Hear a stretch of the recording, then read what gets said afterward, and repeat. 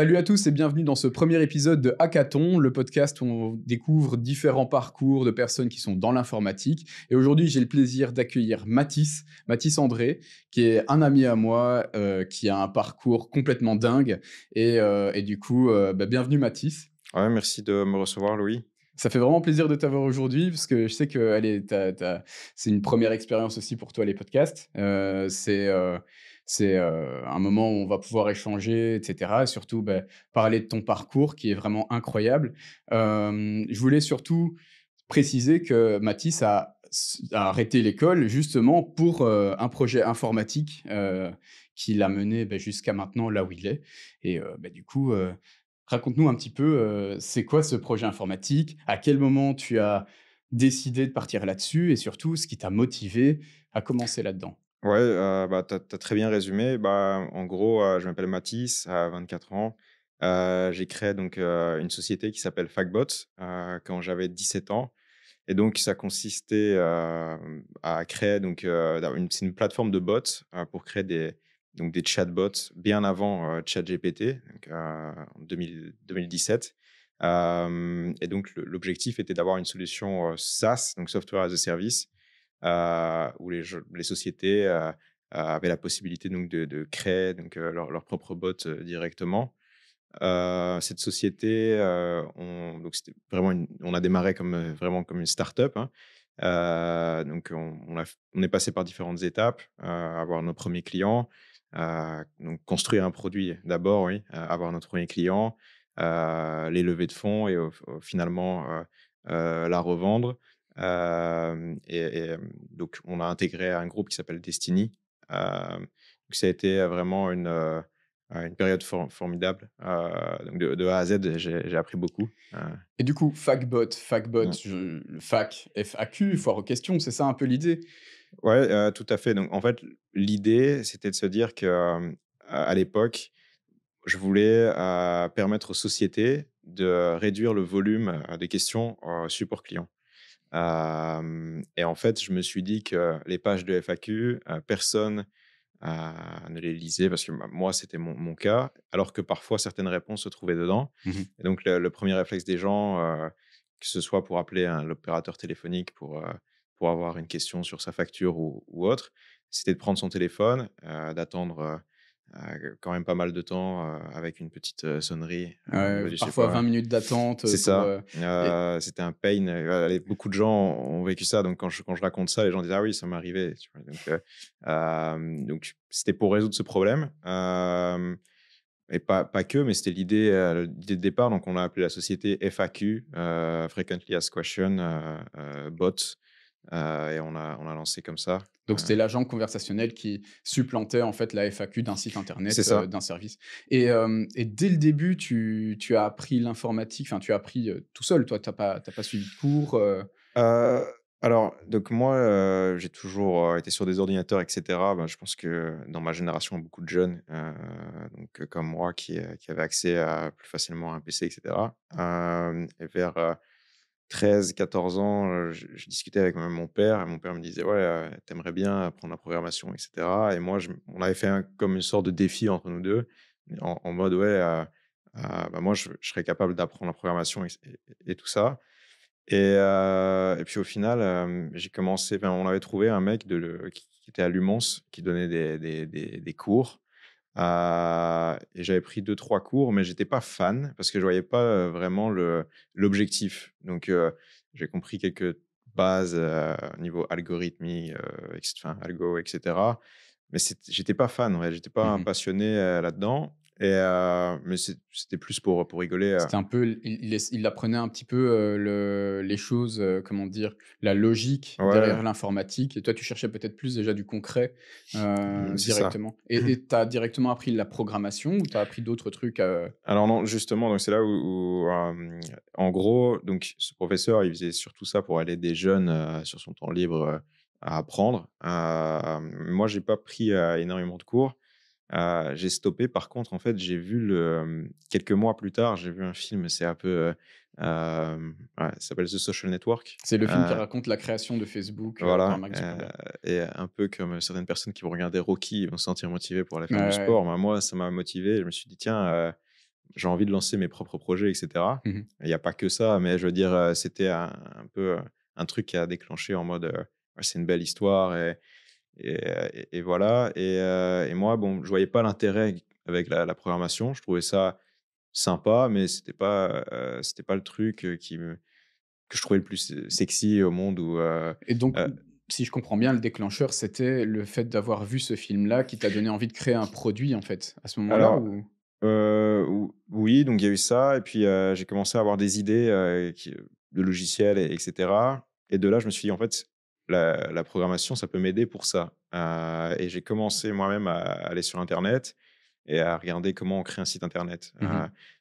parce que ça n'avait rien à voir vraiment avec les cours de programmation que je prenais, qui OK. étaient liés plus à des algorithmes, où en fait, tu apprends quelques bases et des concepts en maths, et cetera. Et en fait, c'est pas la même process que pour créer un site. Donc j'ai commencé à dire: «OK, comment je crée un site?» Donc là, je tombais sur des forums, à l'époque, ça s'appelle Open Classrooms, Ouais, le c'était le site site du du zéro, zéro et voilà. tu es tombé sur le cours de Mathieu Nebra, C'est ça, OK. comment créer un site internet en HTML. Donc Je pense qu'on est tous passés par là. voilà, je passais tous mes week-ends à essayer de créer des sites et je m'améliorais, j'étais pas le meilleur, mais en fait, je cherchais à reproduire donc les idées que j'avais dans la tête, parce que quand tu es jeune, bah, tu pas forcément, d'argent, donc tu peux pas faire un business physique ou autre, c'est plus compliqué. Alors que là, il y avait un truc qui était quand même accessible. Tu as une connexion internet, tu pas besoin de gros moyens et tu peux, vite, commencer à créer, à mettre en place tes propres idées et que ça fonctionne ou Mmh. pas, mais au moins tu peux, C'est vrai ouais, que quand on est jeune, un ordinateur, une connexion internet, c'est suffisant voilà. pour, transformer ses idées en produits ou même, allez, moi je me rappelle les premiers trucs qui m'ont lancé dans l'informatique, c'était que je voulais faire un jeu vidéo Mmh. parce que alors moi, l'idée c'est que ma mère ne voulait pas que je joue à des jeux style GTA quand j'étais plus jeune, alors que c'était le truc, voilà à l'époque, Ah ouais. c'était le fun absolu et donc je me suis dit: «Beh, tu sais quoi? Laisse tomber, je vais apprendre à créer mon propre jeu vidéo» et je me suis vite rendu compte que, surtout à l'époque, créer un jeu vidéo, c'était pas facile et donc je me suis réorienté Ouais, vers c'est le compliqué ça. ouais, C'est ouais. pas encore plus un level au-dessus Bah, du surtout, allez, il faut de la création mmh. artistique, il faut des visuels, il faut allez, si tu veux faire de la 3D, il faut, utiliser Blender, surtout, bon, quand tu es jeune, souvent tu veux un truc tout de suite. C'était pas, enfin, en tout cas pour Ouais. moi, c'était surtout ça, j'avais besoin d'une satisfaction, immédiate dans la création et derrière, ouais, le jeu vidéo, c'était trop compliqué. Alors j'ai essayé de trouver une parade en faisant, tu vois, des jeux vidéo avec PowerPoint. Genre OK. on cliquait sur des boutons et ça amenait sur une slide et donc Ah oui. c'était genre un jeu, de détective privé, quoi et tu t'y cliquais dessus, tu avais un indice et tout, mais c'était un foutoir pas possible. OK. Franchement, je serais, trop content de le retrouver aujourd'hui parce que c'est un truc, c'était super compliqué, ça m'avait pris des heures et après, bah, je me suis rendu compte que si je voulais faire des jeux vidéo, il fallait que je les propose sur internet. À l'époque, Steam, c'était connu, mais voilà, je me disais: «Il faut ton propre site internet» et Mmh donc mh. c'est là que Mmh. j'ai appris, comme ça et donc on est tombés tous les 2 sur le cours de Mathieu Nebra, Ah oui, oui. HTML, CSS et donc tu es parti vers le PHP? Ouais, donc j'ai commencé à apprendre, bah, ouais, donc tout ce qui était, comment créer un site internet. Donc au début, je faisais des visuels pour mettre en j'avais quelques idées de projets, donc j'apprenais à faire le design du site, le contenu, et cetera. Puis après, bah, ouais, tu te tournes, comment je fais pour, stocker des données, pour que les gens ils puissent s'inscrire sur mon site, et cetera. Donc tu commences à te dire, voilà, tu es obligé d'apprendre, donc là, la programmation et donc oui, des langages comme PHP, et cetera. Alors je tiens à préciser que c'était pas vraiment une passion, c'était plus un moyen pour moi donc de créer ces projets-là. Donc j'ai acheté j'ai aussi commencé à acheter des bouquins, et cetera, à vraiment m'intéresser, à fond. Mais c'était surtout vraiment tout le temps dans l'objectif Mmh. voilà, de pouvoir, créer les trucs dont j'avais besoin, quoi. Et du coup, dès le départ, c'était l'idée de créer une société ou pas forcément? C'était plus juste créer des trucs que tu utilises au quotidien? Alors, au début, j'ai commencé à faire, donc j'avais des idées. J'ai commencé à créer une app, pour, scanner des QR codes et avoir, au restaurant le menu sur ton téléphone. Maintenant, il y a plein d'apps comme ça, Ah mais oui. c'est des trucs, et puis j'essayais de le vendre, bon, ça fonctionnait pas trop. Donc j'ai fait deux trois trucs comme ça, et là, j'avais 14 15 ans, donc c'était, plus, bah, je découvrais un peu et je me suis, j'ai pas perdu du temps parce qu'en fait, en gros, j'avais de nouvelles compétences, en fait. Mmh. Mais ouais, c'était dans le but de faire certains projets. Mais finalement, après, donc 1 an ou 2 plus tard, j'ai commencé à aller sur des sites de freelance, et cetera. Et puis, j'ai fait un premier site internet pour un une boîte, un chauffeur de taxi, enfin, une société de taxi, navette, et cetera, qui avait besoin d'un site. Et puis là, je pense qu'il m'avait payé, je ne sais plus exactement le montant, mais c'était 500 €, quelque chose comme ça.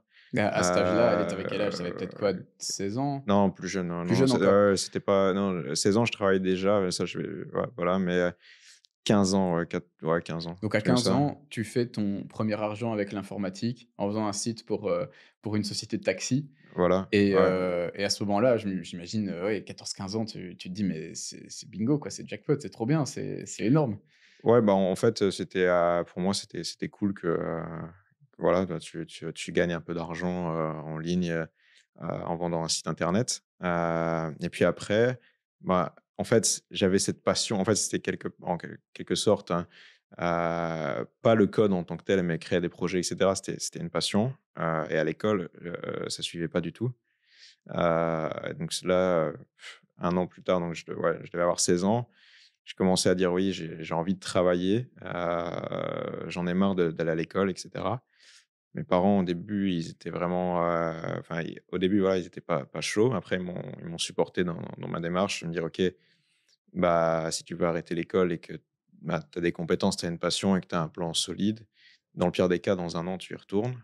Et puis j'ai commencé à travailler, comme développeur, web, pendant 3 mois, pour une agence, et j'ai fait ça, ouais, 3 mois. Après j'ai arrêté, heu et j'ai commencé à construire des sites internet, En moi-même freelance donc.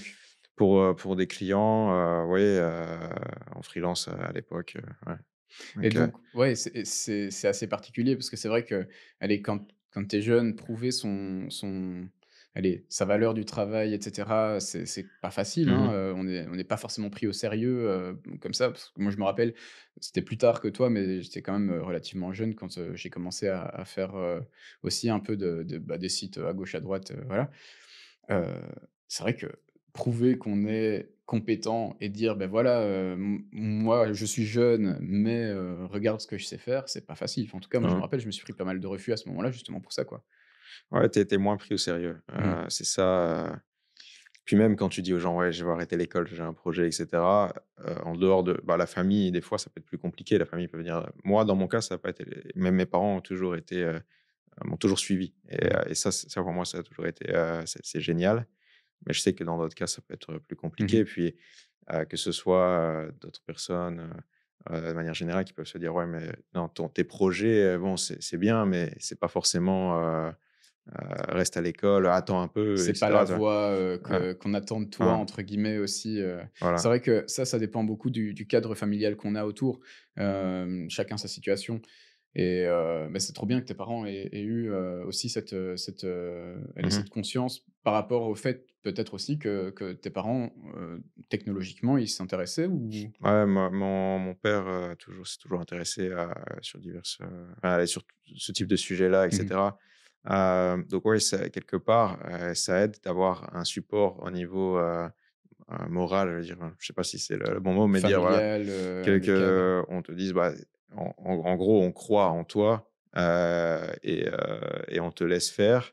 Puis dans le pire des cas, voilà, tu as perdu 1 an de ta vie. C'est comme si tu as doublé une fois à Ouais. l'école, et puis voilà, et puis au final, je suis jamais retourné, à l'école, puisque, bah, j'ai continué à faire ça Et donc tu as arrêté l'école à quel âge, exactement? C'était à 16 ans, à 16 ans, tu arrêtes ouais. l'école, tu te lances là donc d'abord en tant que développeur dans une agence et ensuite en freelance, c'est ça? Voilà, ouais. Et après à partir de quel moment tu commences à développer tes propres projets? C'était quelque chose que tu faisais déjà à ce moment-là ou c'est quelque chose qui est venu un petit peu après?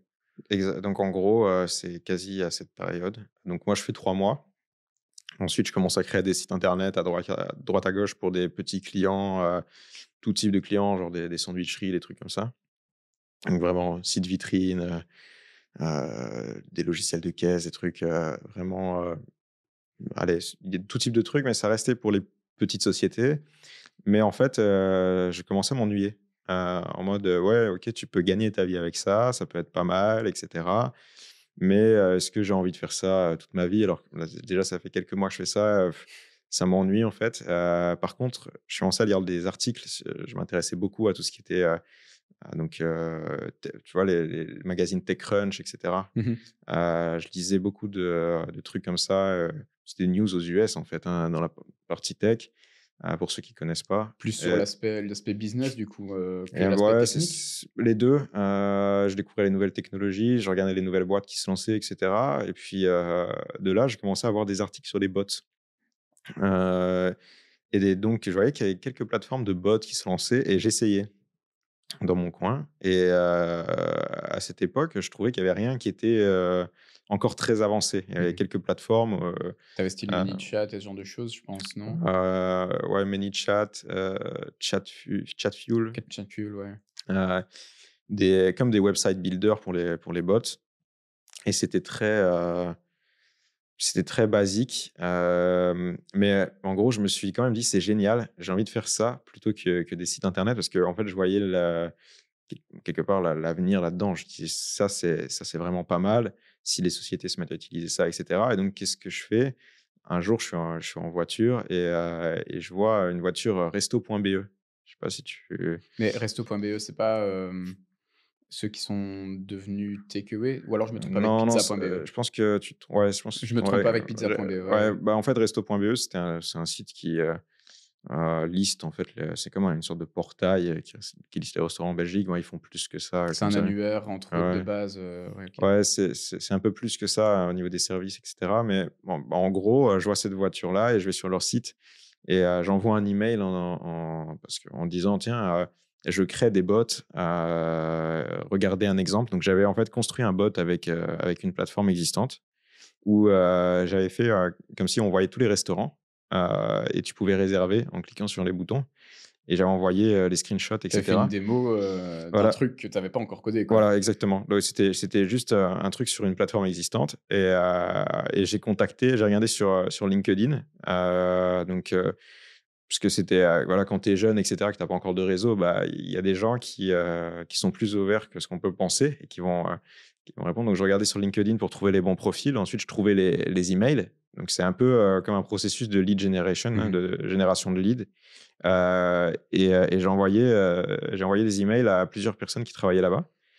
Et il y a un mec qui m'a répondu, qui en fait, c'était une société qui s'appelle Table Booker et Table Booker, en fait, c'était racheté par Resto. Donc moi, j'avais écrit sur, son email, il me dit: «En fait, on travaille pour, un logiciel qui a été racheté par Resto, il s'appelle Table Booker, et ça permet donc au restaurant d'avoir un système de réservation, les gens peuvent réserver directement comme sur des formulaires et Mmh. je pense que en Belgique, c'est assez populaire. Je pense qu'au resto, il y a beaucoup de gens qui ont déjà réservé sur un site où c'était le formulaire Table Booker. C'est le genre de truc que tu intègres sur ton site C'est que tu ça. as déjà fait, par exemple, moi j'ai mon site, de pizzeria, j'ai un endroit où on peut réserver une table dans mon resto, quoi. Voilà, OK. donc moi, le mec me répond: «Ça peut être pas mal, c'est intéressant et cetera, viens me voir» et enfin, il me donne rendez-vous donc avec lui et un autre gars, je crois que c'était le directeur de resto, à l'époque, et on discute et de là, bah, en fait, les mecs me disent qu'ils sont intéressés et ils me disent: «OK, on fait un premier bot». Et donc là, j'étais super content parce que j'avais mon premier client pour un truc qui me plaisait vraiment, et de là, j'ai commencé à je savais pas encore réellement comment j'allais le construire, ce Mmh. bot, heu, soit avec une plateforme existante et cetera, mais j'étais content, c'était le principal et c'est de là que, vraiment, j'ai commencé à avoir une idée plus grande, Donc tu heu, avais déjà ton premier client, avant même d'avoir, voilà, commencé à faire quoi que ce soit. Tu savais pas encore si tu allais coder, si tu allais partir sur un truc, déjà existant et c'est ça. intégrer leur solution et dans ce cas-là, tu aurais été un peu, un intégrateur et c'est quoi qui t'a fait te dire, «Bon, bah, en fait, ce truc-là, je vais le coder moi-même»? En fait, bah, c'est ce qui s'est passé d'ailleurs même pour ce client-là. J'ai utilisé donc, les API, Mmh. donc j'ai créé moi-même le truc de bot plutôt qu'utiliser une plateforme existante, parce que je trouvais donc justement quand j'ai essayé de le construire, ce bot-là, je trouvais que c'était très, très, limité. On pouvait pas faire tout ce qu'on voulait. Mmh. Et donc j'ai décidé de me dire: «Tiens, il faut, pouvoir, envoyer le formulaire de réservation depuis le bot, et cetera et cetera». Donc sur Facebook à ce moment-là? Sur Facebook OK, Messenger, donc c'était pas forcément inclus sur un site internet, c'était principalement sur voilà, Facebook au début? OK. sur Facebook Messenger, ouais, les sites internet, c'est venu après. Mmh mh. Ça, j'ai expliqué aussi, mais c'est devenu donc, dans ma tête, je me suis dit: «OK», même après ce bot-là, je me suis dit: «Bon, bah, là, je l'ai fait pour un client, mais en fait, j'aimerais bien construire une plateforme de bots», parce que je pense que, bon, là, c'est un use case, c'était un one shot, et c'était une très belle expérience et cetera. Mais je me suis dit: «Les gens seraient capables de payer un abonnement pour ça, il y a un besoin». Et puis, et en fait, je me suis posé la question: «Mais quel est le style de client que je veux, cibler?» Parce que là, dans le cas de table booker et enfin de resto, bah, c'était un truc de réservation. Donc les restaurants pouvaient activer le bot et sur Messenger, sur la page Facebook, et les gens pouvaient cliquer et réserver. Mmh. Hem, mais en fait, je me suis dit: «OK, il y a peut-être un autre besoin», et le besoin était plus lié au support. Je me suis c'est donc c'est, OK, donc c'est là que tu as eu la transition entre, je travaille sur, un besoin super spécifique pour les restos, par exemple, et que tu t'es dit: «En fait, là, j'ai une idée qui peut aller sur tous les autres, services». voilà, et Mmh. j'ai eu la chance à l'époque, donc quelques mois plus 1 ou 2 mois après, ce bot de resto, de parler avec, un mec qui a fait PrestaShop, Mmh. le fondateur. Ah oui. On avait fait une conf call, et je lui ai expliqué mon système de bot. Et de là, le mec me disait: «Bah, tiens, sur les FAQ et cetera, ça peut être intéressant et tout ça». Et puis c'était un constat que j'avais fait. Et puis quelques jours après, j'avais moi-même eu un problème avec, mon abonnement de téléphone. C'est pour ça que je donne toujours cet exemple-là, où là, je me suis dit: «OK, tu 15 minutes». Des fois, ça peut être plus longtemps, mais Mmh. au support. Tu mis en attente avec le petit jingle qui tourne en Voilà, boucle. et je me suis dit: «En fait, ça fait que confirmer, Mmh. ce que, en fait, je me disais, ce que, les discussions que j'avais eues aussi avec ce monsieur, et puis mes différentes recherches. Et donc Mmh. je me suis dit: «Bon, là, je pense que j'ai déjà vendu un bot, j'ai, réussi, enfin, j'ai eu une bonne discussion avec ce monsieur-là. Je vois qu'il y a plusieurs personnes qui pensent la même chose. Moi-même, j'ai vécu cette situation. Pourquoi pas créer une plateforme? En fait, je vais pas me poser 10 000 questions, je vais le faire, j'ai les compétences pour le faire». Et de là, j'ai commencé à créer, une première plateforme, bon, très basique. Mmh. Donc en Heu, PHP à ce moment-là et vraiment PHP, HTML, CSS, tu avais d'autres ouais, langages derrière ou ouais, c'est juste? ça. OK. Donc juste ça, j'utilisais des systèmes pour l'intelligence artificielle, qui étaient Parce que disponibles, déjà, dès ce moment-là, en fait, tu intégrais un module d'intelligence ouais. artificielle. C'était pas juste tu recopiais la FAQ, c'était, En fait, sur base des FAQ, tu pouvais les envoyer dans des services, qui étaient existants sur le marché. À l'époque, il y avait Facebook, Google et cetera qui créaient leur propre système. Il y en avait d'autres, hein, mais mmh et donc on se reliait à tous ces systèmes-là. On n'allait pas réinventer ça. mh.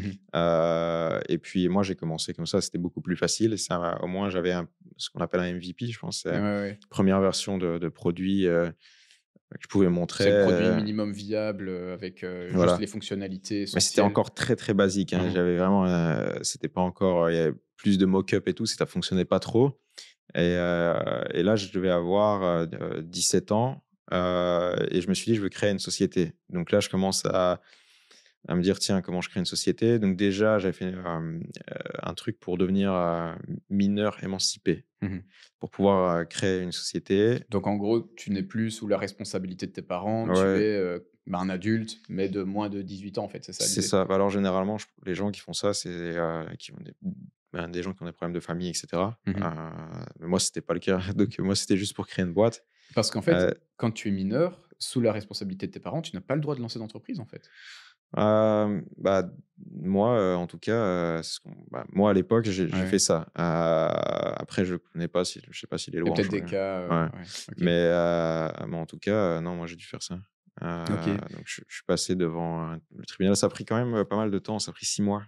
Mais j'ai fait cette demande avant de vraiment démarrer, déjà quand je crée des sites internet et Mmh. cetera. Donc Ah oui, parce qu'il y en a qui se seraient dit: «Bon, j'ai 17 j'étais ans, l» coincé un peu pour créer mon truc et tout, donc ouais. Mais oui, c'est ça, tu étais un peu coincé par la situation et il y en a qui auraient pu enfin, en tout cas, qui auraient pu se dire: «Bon, j'ai 17 ans, j'attends l'année prochaine, je fais vite fait mes trucs dans mon coin». Mais toi, dans ce cas-là, en fait, c'est parce que tu avais ce focus de te dire: «J'ai envie de lancer mon truc» ou est-ce que Alors, c'est oui et non. Je pense que, j'ai f dans ma tête, j'avais pas le choix parce que c'était soit de ça, soit, soit je continuais mes projets, et en fait, je retournais pas à l'école, et donc en gros, bah, quand tu as pas le choix, tu essaies de trouver des solutions. mmh Hem Et donc, je pense que j'avais vraiment, à l'époque, je vivais que pour ça. J'avais envie de lancer vraiment ma boîte et tout ça, donc il y avait rien qui m'arrêtait, et donc, j'ai décidé de faire ça. Au final, je suis devenu, mineur, émancipé, donc, à 17 ans. Et voilà, et de là, je me suis mis à dire: «OK, je veux créer une société». Et là, j'ai commencé à regarder. J'ai pas d'argent, moi, donc je veux, démarrer avec un certain capital, pour pouvoir, au moins, payer, 2-3 développeurs au début pour que ce soit un peu plus, parce que moi, j'avais des compétences, mais c'était quand même limité, et donc je voulais avoir une vraie plateforme et un truc SaaS et pas juste vendre à un client, mh. de temps en temps et en mode agence, parce que c'est ce que je faisais au début. Donc parce qu'après Resto, j'ai commencé à avoir d'autres clients avant, de créer ce SaaS. On a enfin, voilà, le mec de un Donc des mecs, ouais, dans ton projet de faire, Facbot, donc ouais, ouais. qui n'avait pas forcément ce nom-là peut-être à l'époque, enfin je sais pas si tu avais déjà trouvé un nom, Si, je tu l'appelle, avais ouais. d'autres clients que Resto, avant de lancer, c'est ça? Ouais, en fait, bah, j'étais déjà en discussion avec, d'autres sociétés, en Mmh leur montrant le bot, comme référence, disant: «Tiens, j'ai fait ça, je pourrais faire la même chose pour vous», et cetera. Et en fait, c'est la personne, de chez Resto, enfin, le table booker, un des fondateurs, en fait, qui avait été racheté par Resto, m'avait recommandé auprès d'une autre société OK. qui n'avait rien à voir dans un autre domaine, et cetera. Et donc là, je suis allé et on a discuté et j'ai revendu un deuxième bot, et donc, bon, bah, ça, à l'époque, bah, c'était, entre guillemets, aussi comment je gagnais ma vie à la place de vendre les sites internet. Je commençais à vendre ça, Mmh mais, j'avais besoin d'un petit investissement pour commencer, à créer cette plateforme vraiment de A à Z. Et alors j'ai commencé à chercher des business angels aussi sur LinkedIn, et j'ai trouvé à l'époque, un business angel. J'ai pris rendez-vous avec lui et je suis allé et je lui ai expliqué. J'ai dit: «Voilà, tiens, j'ai 17 ans, je fais ça». Au début, enfin, je pense qu'il a un peu enfin, pas rigolé, mais il m'a pris au sérieux directement. Mais, je pense que ça a dû le faire rire de voir un mec aussi jeune qui venait, présenter un projet. Et je lui ai dit: «Ouais, je veux créer une boîte de bots, et cetera». Et au final, bah, j'ai remarqué que j'étais beaucoup trop tôt pour faire une levée de fonds. Et enfin, quoique maintenant je vois des gens, ils lèvent, des montants de fou, super, super mh. tôt. Mais, et là, j'ai dit: «Bah, en fait, moi, j'ai pas besoin d'un gros investissement maintenant. Donnez-moi 15 000 €, et puis, je crée la boîte et je démarre». Donc, les mecs m'ont dit, le jour même, ils m'ont dit: «OK», et m'ont prêté, donc ils m'ont fait un prêt, convertible à l'époque, de 15 000 € et j'ai démarré la boîte. Donc j'ai été créer, la société, et cetera, et on a fait ça. C'est comme ça que ça a démarré, quoi. C'est vrai que du coup, c'est étonnant pour une personne, allez, un business angel de se dire, oui, il y a un jeune de 17 ans qui arrive, avec un Mmh. projet, son projet est super, il a l'air intéressant. C'est vrai que ça doit être étonnant. Je sais pas, il avait quel âge, le business angel à ce moment-là? Je connais pas son âge exact, mais 50 ans, je Oui, pense, c'est ouais. ça, je veux dire dans la cinquantaine, tu un Mmh. entre guillemets, tu un jeune quoi, enfin, tu un adolescent qui vient avec un projet. C'est vrai qu'il faut avoir la présence d'esprit de se dire, en fait, c'est quelqu'un qui est ultra motivé, qui a une super idée, qui a déjà des clients, il lui manque juste un investissement et c'est parti et c'est vrai que franchement, allez, cette présence d'esprit, tu l'as pas forcément chez tout le monde. Donc c'est vrai que tu as su Mmh. t'entourer de personnes qui ont cru en toi, qui sont restées, avec toi. J'imagine aussi, sur du long terme, parce qu'un business angel, est-ce que c'est quelqu'un qui c'est quoi exactement en fait un business angel? C'est quelqu'un qui vient et qui t'aide au début ou? Ouais, bah, en fait, bah, ils investissent dans les projets qui les intéressent. Mmh. Ça dépend, vraiment du type d'investisseur et cetera, mais c'est pas les c'est au ouais, c'est plus au début, c'est au début, quoi. OK, C'est au ouais, c'est plus, démarrage, au début, ouais. il t'explique, il te donne des conseils et cetera, j'imagine aussi? Ouais, c'est important de aussi de bien s'entourer parce qu'il y a pas que l'argent que les investisseurs donnent. Effectivement, on va les voir pour ça, mais hem, aussi, c'est important d'avoir des gens qui ont la même vision, surtout si Qui ont de connaissances aussi dans le secteur dans lequel, ouais, tu vas pas chercher, je sais pas moi, si tu es dans le secteur, du vestimentaire, investir dans l'informatique, dans un projet tech, comme ça voilà, doit être un peu particulier aussi. Il faut connaître, quoi. c'est ça. Donc bon là, c'était, des gens qui investissaient donc généralement Mmh. enfin, je sais pas si tout leur type d'investissement, mais eux, c'était focus sur les startups et OK. cetera. Et donc là, au début, c'était un petit montant, c'était un prêt. Et puis, on a commencé à avoir plus de chiffre d'affaires et plus de clients et on a lancé le produit, donc quelques mois plus tard en mode SaaS. Donc on avait déjà une bonne solution.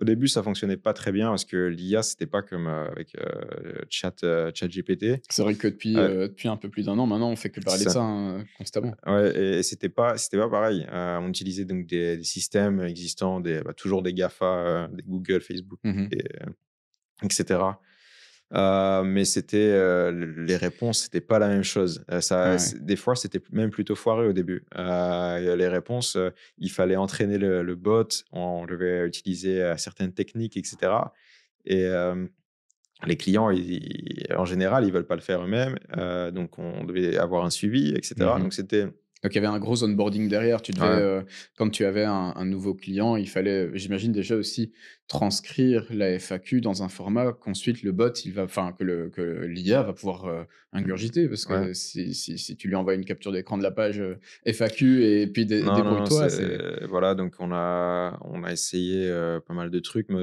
effectivement, au début, c'était, on suivait les clients. En fait, le client, il faisait rien, il avait juste son bot à la fin. Même si on avait construit cette plateforme SaaS, on utilisait nous-mêmes le SaaS pour construire les bots. mmh.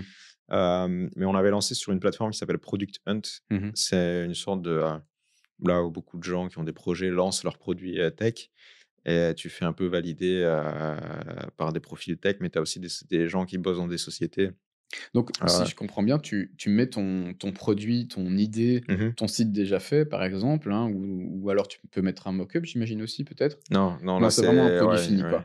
Donc tu mets ton produit fini et là, les gens vont donner leur avis sur ton projet c'est en ça. disant: «C'est un bon projet» ou alors, «Je suis mitigé» ou Voilà, donc OK. en gros, les gens, testent, et puis, ils mettent des commentaires, «Tiens, c'est super, bon concept, mais tu devrais améliorer ça, ça, ça et ça». Mais en fait, sur ces sites-là, il y a beaucoup de mecs tech, donc c'est des gens qui aiment bien qui sont un peu geeks et cetera, qui aiment bien, tester les nouveaux produits. Mais il y a aussi beaucoup de gens qui vont travailler pour des grosses sociétés et qui recherchent des nouvelles technologies. Mmh mh. Et alors de là, sur ce site-là, on a eu quand même pas mal de succès. On a chopé quelques clients, directement via ce site. Et l'impact aussi que ça peut avoir de lancer sur ce genre de site web, c'est qu'on touche un peu tout le monde. Il y a des gens aux États-unis, il y a des gens en Angleterre et Ça peut être un cetera. vrai accélérateur pour, Voilà, une fois que tu as un projet qui est déjà ficelé, dans le monde SaaS, hein, dans le monde du OK, ouais. logiciel, parce que c'est principalement que des logiciels qui sont sur Mmh mh. ça. Mais voilà, tu sais tester un produit, software as a service, c'est pour moi le meilleur moyen de D'accord. tester une idée, quoi. Et tu parlais de l'IA à l'époque, qui est absolument pas, là où elle Mmh. en est actuellement. Je me rappelle, oui, il y a oui, c'est ça quand Factbot est sorti, c'était en quelle année? C'était 2017-2016? Ouais. 2017, on crée la société. Ouais. Au mois de mai-juin, on a lancé notre Ouais, produit ouais. officiellement. Ce que je me rappelle à cette époque-là, peut-être un peu avant, il y avait un premier, en tout cas moi, c'était, mon premier contact avec une IA conversationnelle, c'était Cleverbot à l'époque. Ouais, C'est je pense que je connais, ouais, C'était un ouais. truc, alors c'était affreux parce que ça apprenait des conversations qu'elle avait eues, précédemment. Et tu pouvais lui faire apprendre n'importe Tu quoi. pouvais lui faire Ouais, apprendre n'importe quoi et moi je m'amusais à lui faire raconter n'importe quoi. Mais le truc c'est que n'importe qui sur la planète, oui, c'est c'était ça. une seule base de Ouais. données et donc tu pouvais entraîner ce modèle, d'IA à dire n'importe Ouais, quoi et ouais, du coup, c'est vrai qu'à ce moment-là, c'était peut-être, allez, c'était tôt quand même, hein. C'est vrai que quand on regarde maintenant sur le monde de l'IA qui est quand même bien assis, il y a des technologies, quand même vraiment folles. Moi, c'est ça me on parle, de ChatGPT, mais maintenant quand tu vois dans ChatGPT ce que tu peux faire, des images, de la lecture de documents, du code. Moi je fais beaucoup de peer reviewing en fait, hein, Mmh. avec, ChatGPT. Je lui demande, «Ouais, j'ai un bug, vas-y regarde, ça me fait gagner un temps de fou». Mais à Ouais. l'époque, c'était pas du tout comme ça, quoi. Donc c'est vrai que comme tu dis, entraîner un modèle à l'époque, ça devait être quelque chose de vachement particulier, surtout que c'était des technologies très nouvelles à l'époque. Ouais, c'est ça, franchement, c'était pas pareil que maintenant, c'était beaucoup plus Mmh mh. compliqué.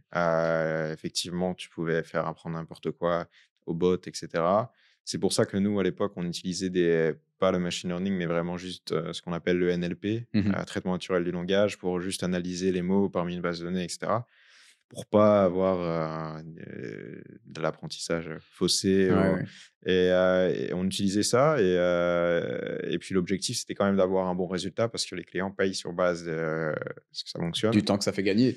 Parce que si Heu, derrière tu as un client, qui te contacte via ton chatbot pour gagner du temps et qu'au final il est frustré et mmh qui s'en va, c'est perdu, quoi. Voilà et du coup, bon, on a lancé comme ça. Bon, au début, les réponses, au tout début, je vais pas te dire: «C'était génial». Non, il y avait quelques trucs foireux, au début. Ça fonctionnait pas, génial, mais on améliorait, on a compris comment ça fonctionnait et cetera donc sur Product Hunt, on a quelques clients, donc on commence à avoir un petit peu de MRR, donc revenu récurrent mensuel. Mmh. Donc parce Donc de qu'avant l'abonnement, quoi. voilà, avant on commençait avant on vendait en mode service au tout début, donc je faisais du one shot un peu comme une agence qui crée un bot et cetera. Donc l'objectif de cette plateforme, ça, c'était que les gens payent un abonnement, et puis vous pouvez activer donc directement leur chatbot et cetera et donc de là, j'ai reçu aussi un email suite au lancement, Product Hunt, heu, d'investisseurs, d'entrepreneurs, slash investisseurs, donc des mecs aussi qui avaient créé des sociétés SaaS à succès, qui ont fait un exit, Mmh. aussi et qui ont dit: «Tiens, on investit dans les startups, on a vu, ton produit, on pourrait l'utiliser pour notre société, mais on pourrait aussi, investir en tant que business angels dedans». OK, donc grâce à Product Hunt, tu as trouvé à la fois des clients, mais aussi des Voilà, c'est investisseurs, des ça. personnes qui allaient te suivre, sur ton projet, quoi et Ouais, ça a confirmé c'est l'intérêt, ça. d'une traction, quoi. C'est un super, en fait, c'est un Ouais. super outil parce que ça te permet d'avoir de la confirmation que ton projet, il est mature pour le marché, qu'il y a des techs qui trouvent que la technologie est intéressante. Ça peut te donner des contacts, ça peut vraiment être un bel accélérateur et donc après ce passage sur Product Hunt, j'imagine que les clients que tu as acquis via Product Hunt, donc tu disais, ils sont un peu partout dans le monde, ça a pas forcément été la même chose que les clients que tu trouvais ici en Belgique, j'imagine? Non, alors, après j'ai attaqué la Belgique, mais c'est différent, mais C'était dans l'autre sens, donc c'était ouais, principalement l'étranger et ensuite la Belgique? en fait, j'ai voulu tester sur Product Hunt parce que je voulais surtout voir s'il y avait une traction, Mmh s'il mh. y avait un intérêt pour ce produit, et que ce soit, partout, dans le monde, quoi. Mmh mh. Voir vraiment s'il y avait, un intérêt et en fait, Product Hunt a fait que confirmer ça, donc c'était vraiment un bon levier pour comprendre et en fait, ce que je trouve génial, c'est que tu pas besoin de beaucoup d'argent pour faire Mmh ça. mh. Parce que nous, en fait, on vendait déjà en mode one shot, ce qui me permettait, moi, d'être full time dessus. Mmh mh. C'est pour ça, en fait, qu'au début, je faisais ça en mode agence. J'avais pas encore trouvé le modèle, mais au moins je rentrais, Ça te du chiffre rentrait d'affaires. suffisamment d'argent pour Voilà, pouvoir, te voilà, rémunérer, c'est ça. vivre, C'est OK. ça, tout à fait et avec, donc le prêt que j'ai eu, je peux améliorer la plateforme et cetera. Mmh Donc mh. en gros, on a fait un bon lancement avec 15 000 €, quoi. C'est Ce qui est pas, Ouais, c'est rien du tout, hein. Quand tu voilà. regardes maintenant les projets qui se lancent, oui, tu as de la recherche et développement, voilà. Mais après, c'est marketing, marketing, marketing et Ah, mais moi, je c'est considère, colossal, quoi. c'est ça, je considère que le plus important, c'est vendre, Mmh. confirmer que tu sinon tu fais pas un produit d'entreprise au bout d'un Ouais, moment. Enfin, ouais, tout c'est à fait. voilà, tu peux travailler sur des projets qui sont cool et cetera, mais au final, le plus important, c'est vendre, Mmh. dans n'importe quel secteur, quoi. Ouais, ouais. Heu, Quel que soit ton produit, quel que voilà, soit ton service, si personne n'achète, il sert à rien, quoi, voilà, derrière, ouais, voilà, donc tu exactement. dois pouvoir le vendre et du coup, après ça, donc la plateforme évolue, j'imagine, comment ça se passe? Voilà, donc là, on a fait rentrer donc des business angels. Donc là, on avait levé 100 000 €, un truc comme ça. Mmh. Je sais plus exactement combien, mais c'était dans les ouais, c'était ça, 100 000 ou 110 000. Mmh. Et donc là, le focus, c'est à vraiment avoir des clients, avoir des clients, avoir des clients. Au début, c'est compliqué parce qu'en fait, on trouve pas le bon modèle. On continue un peu donc on a arrêté le système d'agence, mais, on vend pas assez cher, le délai pour closer était un peu trop long. Mmh. C'est-à-dire qu'on vendait des licences qui étaient à un prix relativement bas et le closing, ça pouvait prendre 1 mois, 2 mois. Et c'est quoi Heu, cet ordre de prix de c'était licence? c'était, heu, c'était des 100 € par mois, donc c'était Oui, voilà, c'est tu vendais des abonnements à 100 € et normalement ça, tu les vends en une journée et puis, mmh. tu parles normalement, tu ne vas pas parler autant avec ton client que nous, ce qu'on faisait. Des fois, nous, le processus, on en avait plusieurs dans le pipe, une dizaine et ça prenait quand même du temps à closer Ah oui, quand même. et donc à partir de ce moment-là, on s'est dit: «Tiens, en fait, notre pricing», on a commencé à regarder les concurrents qui vendaient ça à 500 € par mois, à 1 000 € par mois. Mmh. Et donc là, on s'est dit: «Bah, on va augmenter nos prix». Et on a aussi commencé à faire beaucoup de génération de leads, des campagnes d'emailing et cetera. Et donc là, on a commencé à avoir de plus en plus de clients. Heu et donc là, on a eu au début des clients en Belgique, Mmh. comme Roularta Media Group, qui ont commandé plusieurs chatbots chez nous. Ensuite, on a eu, Ubo, on a eu les magasins Decathlon.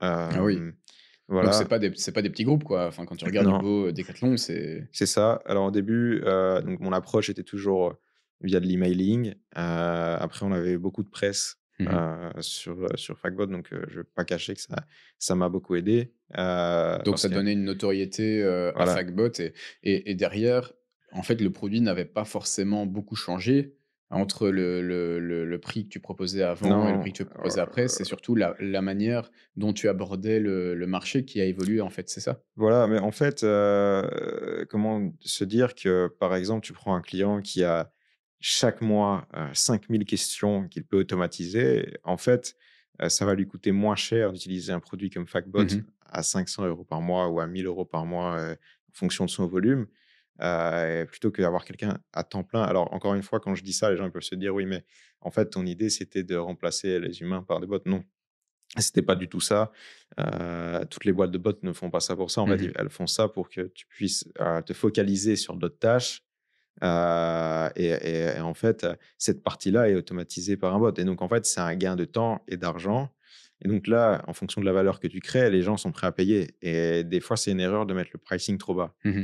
Alors ça dépend de ton business model, ça dépend comment tu vends le produit et cetera, mais c'est pour moi, ça fait du sens. Quand tu crées de la valeur, faut pas vendre trop bas, quoi. Mmh.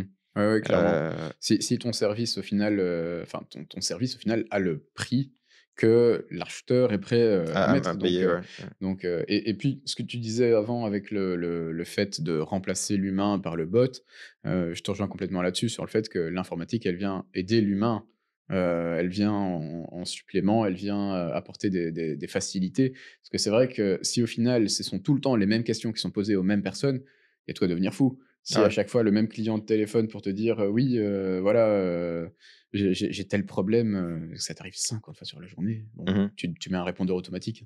C'est Non, tout à fait. c'est ça l'idée.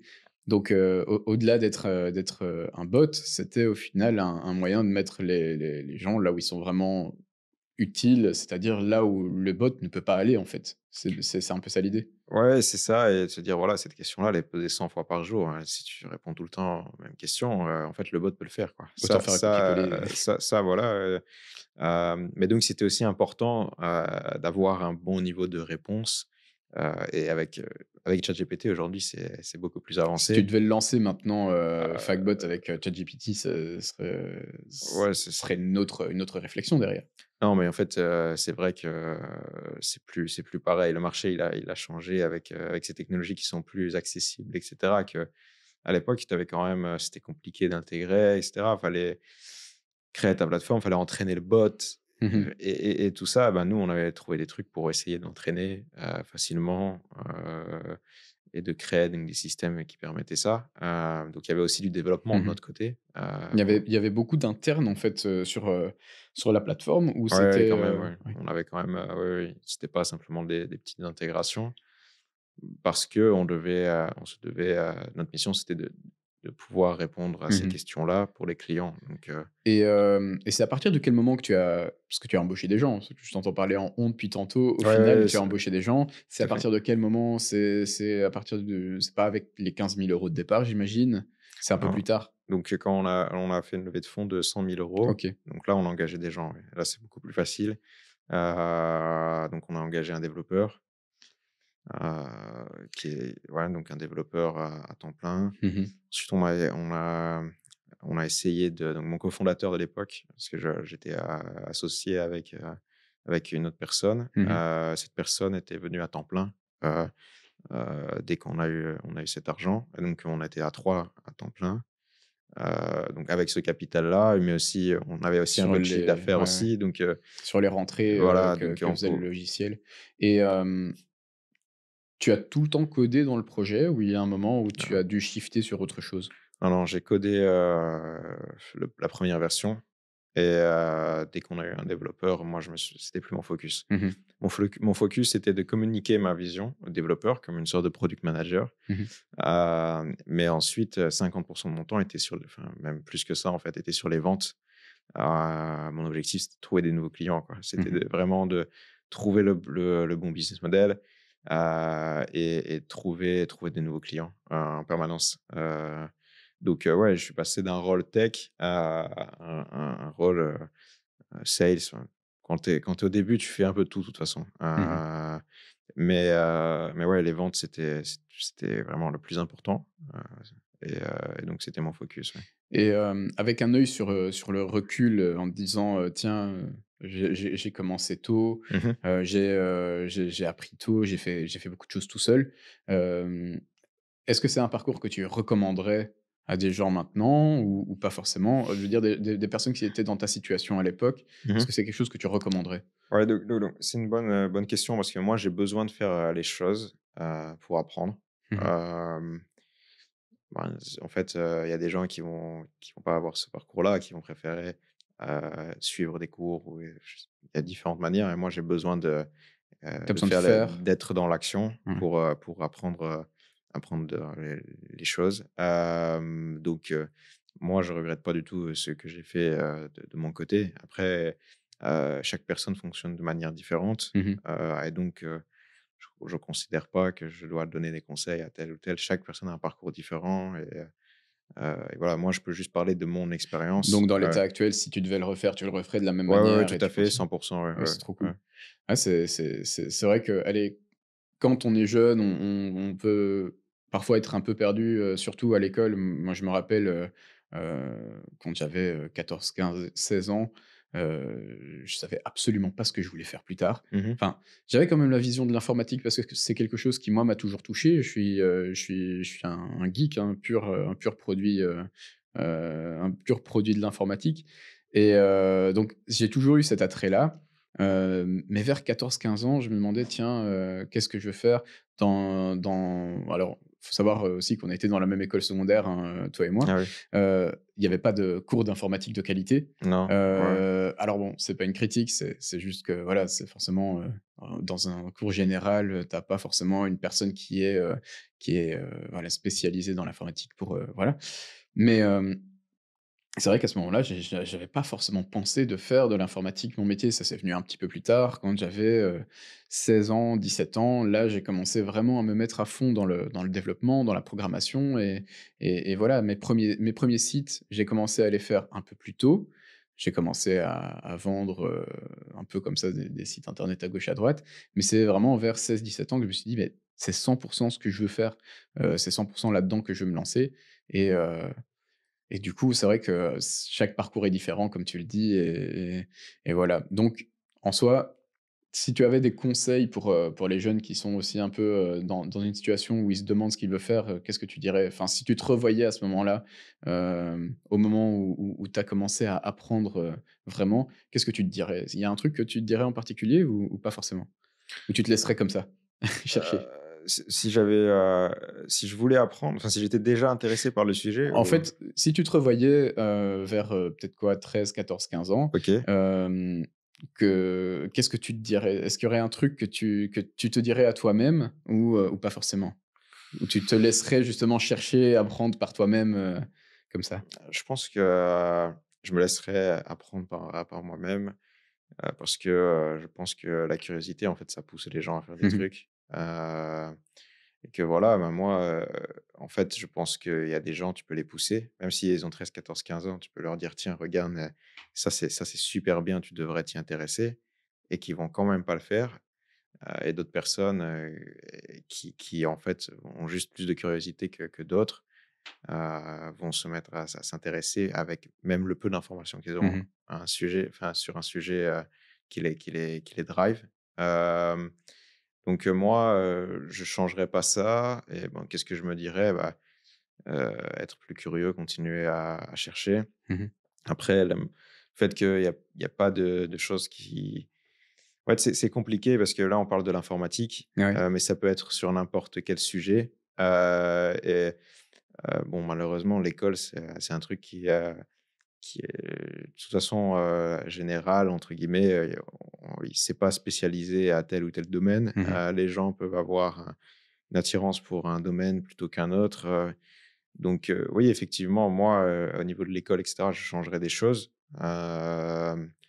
mais par rapport à ma personne à moi ou à quelqu'un, bon, je pense que la personne sait si elle a un intérêt pour quelque chose, elle va essayer d'aller à fond dedans, quoi. Mmh. C'est ce que je peux recommander. Et donc Ouais. aujourd'hui, l'informatique, la programmation, c'est un truc, j'imagine, enfin, c'est un peu comme le vélo, ça s'oublie pas. C'est des trucs Mmh. qu'on fait un peu au quotidien. Est-ce qu'il y a des technologies qui, toi, t'intéressent, actuellement ou c'est toujours, principalement sur du PHP, HTML, CSS?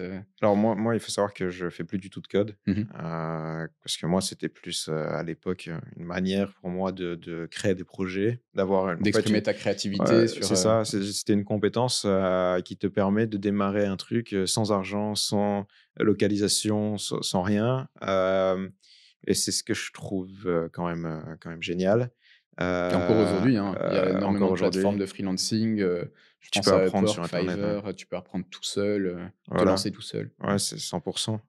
Donc ça, effectivement, non, c'était intéressant. Maintenant, bon, quand j'ai créé Fragbot, j'ai vite, stoppé, tout ce qui était code et cetera. J'ai Mmh. laissé à des gens qui étaient meilleurs que moi le faire, et parce que moi, mon rôle, il n'était pas là. Mon rôle, c'était vraiment, voilà, j'ai une vision, comment exécuter cette vision et comment aussi, monétiser ça, Mmh. parce que c'est une entreprise et que, peu importe la taille de la société, tu es une start-up, tu dois faire des clients, tu dois essayer d'avoir du chiffre d'affaires, tu dois trouver le bon modèle, tu dois exprimer, ta vision à ceux qui t'entourent, mais tu dois déléguer.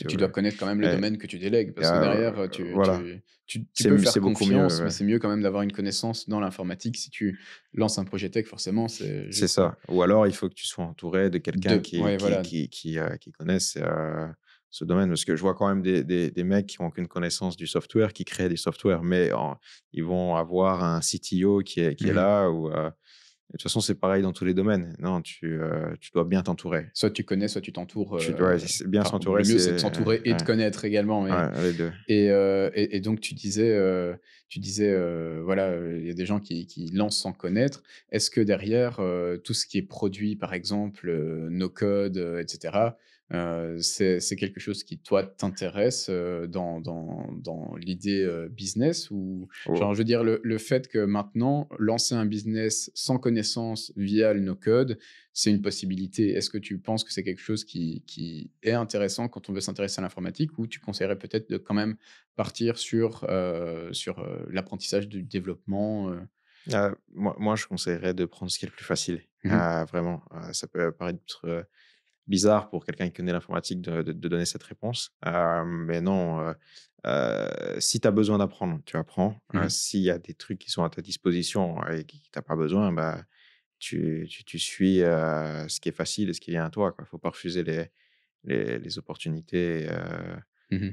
par rapport à ça. Donc les outils no code, ouais, c'est un bon truc, C'est un bon créneau à prendre, Après, faut aussi se dire que j'ai l'impression que dans l'informatique, il y a une règle générale, c'est que, on cherche toujours la facilité. Et de toute façon, c'est même pour ça qu'a été Mmh mh. créée l'informatique. L'informatique, c'est information automatique et c'est vrai que, bon, si on essaye d'automatiser les choses, c'est parce qu'on n'a pas envie de les faire nous-mêmes, tout le temps à la main et donc C'est c'est ça. faire gagner du temps. Donc c'est vrai que derrière, si on peut gagner du temps en lançant un produit avec du no code, bah, pourquoi pas en fait, Ouais, hein? ouais. C'est pas, faut pas être réfractaire à ça. Après, je pense le plus important, c'est quand même d'être judicieux en se disant: «Là, le no code à l'heure actuelle a atteint ses limites». Parce que ça, c'est vrai qu'il y a plein d'outils qui sont extraordinaires, mais tout outil est limité d'une manière ou d'une autre et il faut savoir, je pense, il faut connaître les limites de l'outil pour pouvoir, se dire: «OK, je lance mon produit, dans 6 semaines avec, le rythme auquel, j'ai des nouveaux clients, il va atteindre ses limites ou alors il va falloir que je pense à Ouais. d'autres solutions». Mais c'est vrai que c'est un créneau aussi qui est intéressant pour gagner du temps. Mmh mh. Hem et du coup, par rapport à ça, si est-ce que tu as des idées, qui t'auraient fait gagner du temps à l'époque, quand tu as réfléchi initialement à Fagbot ou pas forcément? Ouais, bah, par exemple, on a voulu créer notre propre design et cetera. Bon, tu peux aller plus vite si tu utilises des designs existants. Tu as pas besoin de faire le meilleur produit, du premier coup, et ça, c'est aussi quelque chose qui est, allez, quand tu es un peu perfectionniste, tu as tendance à Tu as vouloir, essayé justement toi ouais, de repousser un peu la sortie pour «la qualité» entre guillemets, c'est ça. OK. Est-ce que c'était un petit peu comme, je sais pas moi, un sentiment de se dire, «Qu'est-ce que les gens vont penser de mon produit s'il n'est pas parfait?» C'est un peu ça l'idée? Ouais, bah, en fait, je pense que, tu essayes de créer le meilleur truc possible, mais en fait, c'est des fois, ça peut être une erreur, et en fait, j'ai vite step back de ça. C'est-à-dire que, je me suis dit: «OK, je commence, de cette manière-là, je vois que je veux trop bien faire». En fait, c'est les clients qui décident, et de là, tu penses de manière différente.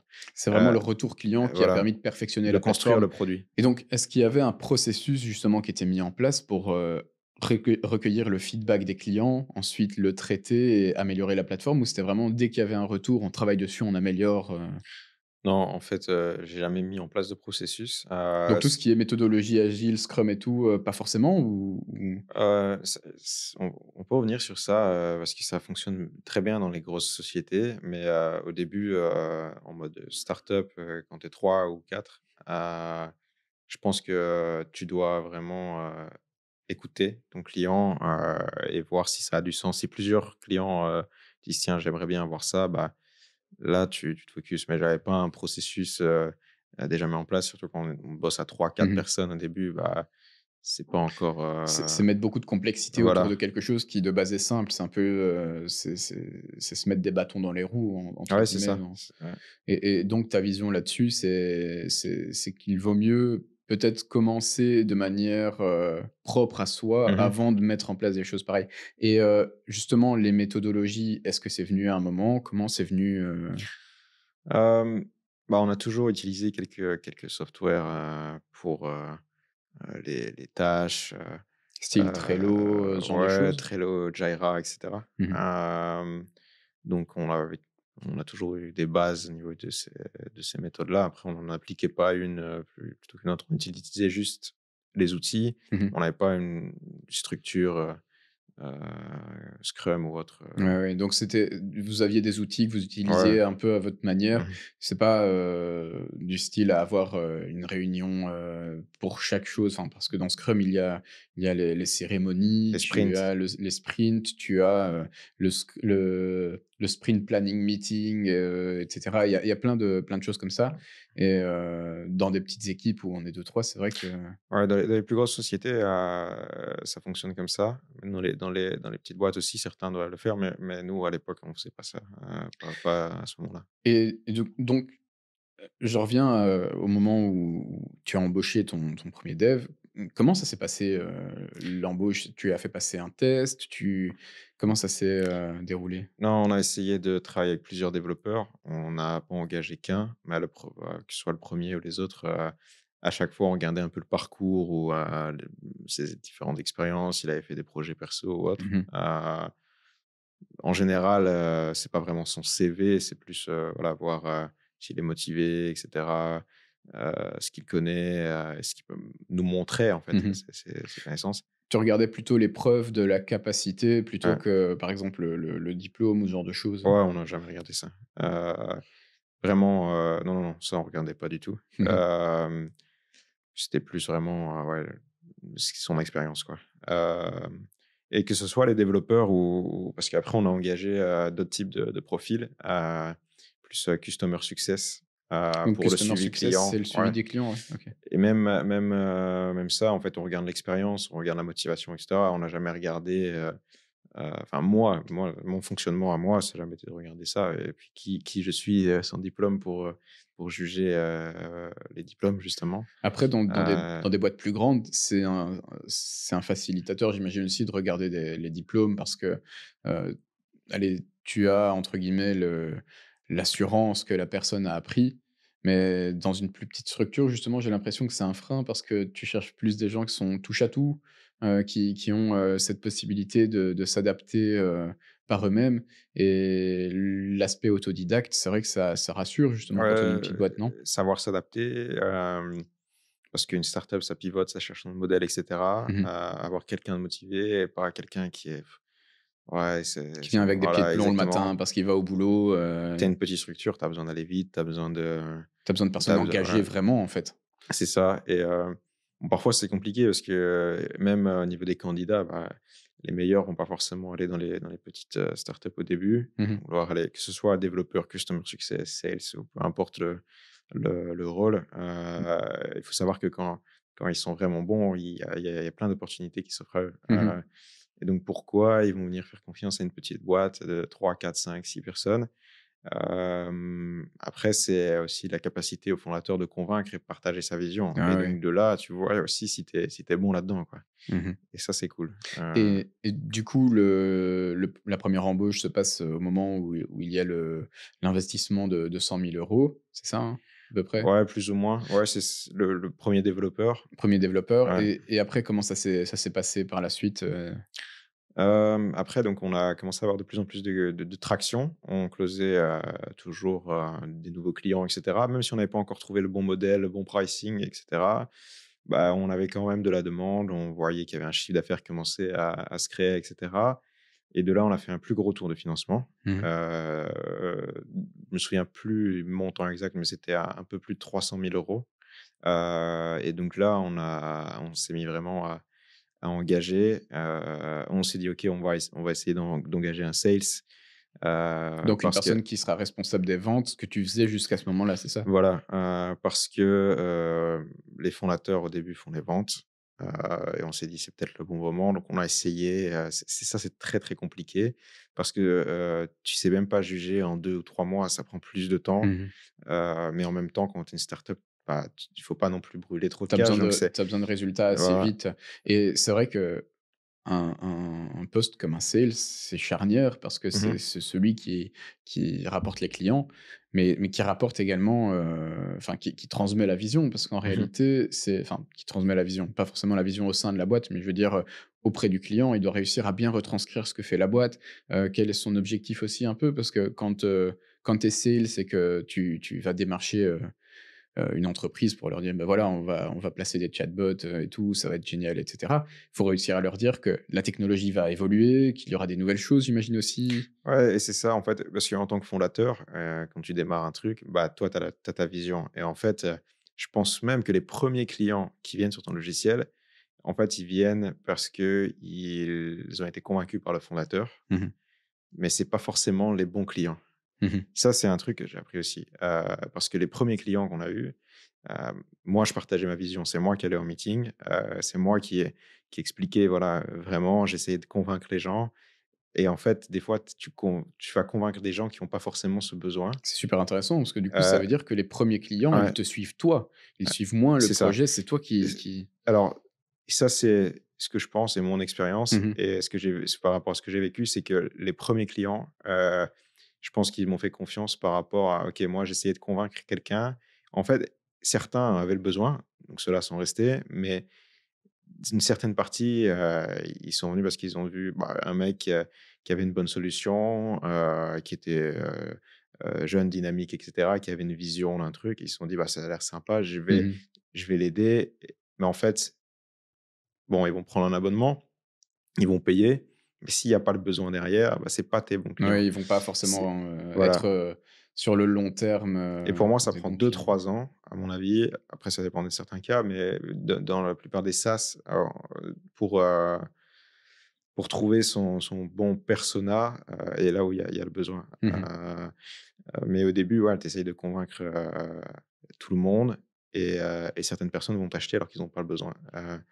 Ouais. Et le sales, pour revenir justement sur le vendeur, bah, il faut qu'il ait une vision qui est similaire à la tienne et cetera et généralement, c'est pas évident quand tu démarres, une société, que tu as 10-20 clients, toi, tu es passionné par ton truc et cetera. Tu as ta vision, c'est ta boîte, c'est ton truc. Le sales, c'est pas sa boîte, c'est pas, Mmh. donc toi, tu essayes de lui expliquer, tu lui partages tes idées et cetera.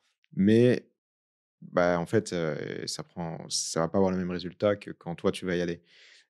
Et ça, c'est aussi très compliqué parce que l'important, c'est aussi de se dire: «Voilà, là, il faut pas que ce soit, que Mathis qui puisse vendre, Oui, il faut le réussir à bot. transmettre Sinon, ça c'est pas et scalable, c'est pas un processus, qui a de la croissance, quoi j'imagine que et derrière, tu dois mettre une méthodologie pour pouvoir embaucher plus de sales, si jamais, voilà, le projet, venait, à recevoir, par exemple, un investissement. Le but, au final, c'est que cet investissement serve à la vente, c'est un peu ça l'idée? ouais, c'est en fait, je pense que, dans certains cas et même au niveau des investissements, tu dois avoir une méthode de calcul où quand tu mets 1 €, il y en a 3 qui ressortent, quoi. Mmh.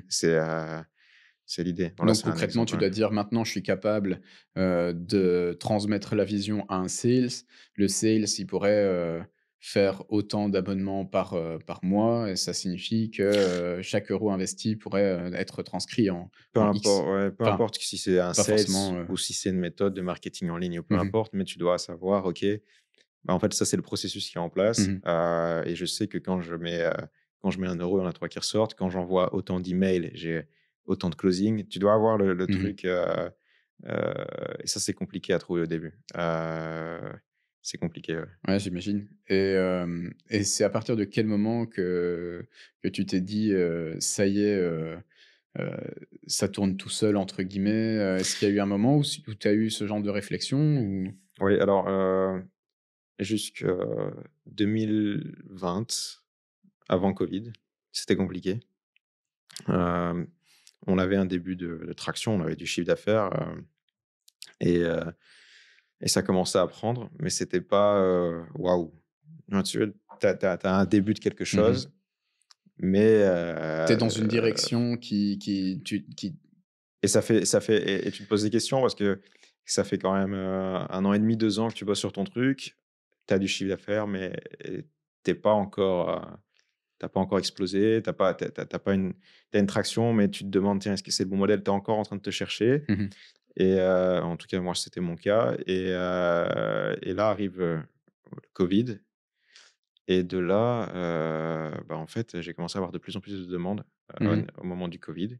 C'est vrai que j'imagine les Heu, entreprises, tu es une entreprise, tu as, ton support ou quoi aux caisses ouais. qui est en télétravail du jour au lendemain. Tu te retrouves, sans personnel pour répondre au téléphone. Ça, j'imagine, ça a dû être un gros challenge, par exemple, pour plein de sociétés. Donc c'est vrai qu'à partir de ce moment-là, une solution, qui te permet de retranscrire ce besoin du client final, d'avoir de l'information, c'était primordial. Voilà et alors à ce moment-là, en gros, bah, moi qui faisais, enfin, on avait des méthodes de cold emailing, on avait des méthodes, différentes méthodes pour essayer d'avoir des clients. Et en fait, à ce moment-là, j'avais rien changé, Mmh. mais je recevais des demandes de démo, j'avais le numéro de téléphone sur le site, mon téléphone sonnait et cetera. Et en fait, les clients venaient, un peu à nous comme ça, à ce moment-là, en mode: «Tiens, on a un besoin». On reçoit de plus en plus de questions à cause Mmh. du covid ou que ce soit des retailers, on a beaucoup de questions sur, les heures d'ouverture et cetera Sur à la cause de ça, livraison, sur la j'imagine livraison, sur aussi? plein de choses.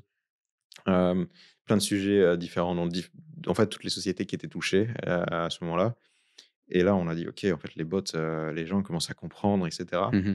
Et de là, bah, on a pu devenir ce qu'on appelle break even, c'est-à-dire, on n'avait plus besoin forcément de fonds, pour payer notre petite équipe Donc et on c'est avait des entre cli guillemets «atteindre le seuil de rentabilité», c'est un peu ça ouais. l'idée, break even? Alors, enfin, dans notre cas, oui. Après, si tu te mets à engager plus de gens et cetera, tu es jamais vraiment break Oui, even, oui, hein, oui, oui. ça dépend de ta stratégie et cetera, C'est un mais peu peut-être le moment où tu te dis: «D'accord, maintenant, il y a suffisamment de clients pour, tout ce qui est frais généraux de la société, tous les salaires actuels» et donc là, en effet, tu peux te dire: «J'embauche plus de gens pour, surfer sur la vague» c'est ça, et là, peut-être un peu dans l'idée de scale à ce moment-là, c'est ça? tout à fait. Et donc à ce moment-là, bah, donc ça a un peu accéléré, on va dire, au niveau des ventes et cetera. Mmh. On a fait plusieurs beaux clients. On a commencé aussi à vendre, en dehors, À vendre en dehors, de comment ça? de la En Belgique, dehors de la ouais. Belgique, OK, ouais. Donc Hem, au tout début, si je retrace un peu l'histoire, tu commences hors de la Belgique, enfin dans la Belgique au tout début avec, Resto, c'est ça? ouais, avec Ensuite aussi, 2-3 autres références après, ouais. ensuite tu as ton passage dans Product Hunt qui fait que, ça part à l'international. Ensuite tu te reconcentres sur la Belgique. Ouais, alors en fait, le Product Hunt, par exemple, j'ai eu, quelques sites e-commerce et cetera qui Mmh mh. venaient, des États-Unis, qui avaient pris un abonnement et tout ça, donc ça voyait on pouvait voir un peu l'attraction.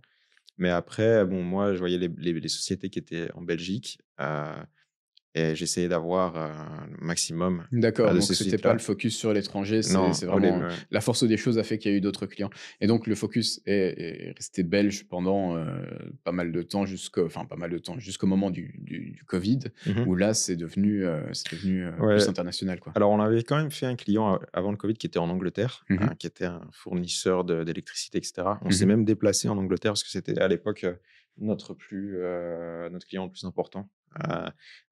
Donc c'était cool. Ça doit être quelque chose quand même de se dire, «Vas-y, il y a quelques années, je commençais tout seul, dans ma chambre à coder et maintenant, je suis en train de voyager vers l'Angleterre, vers un client». Ouais, Ça doit donc être quelque chose, quoi. c'était sympa.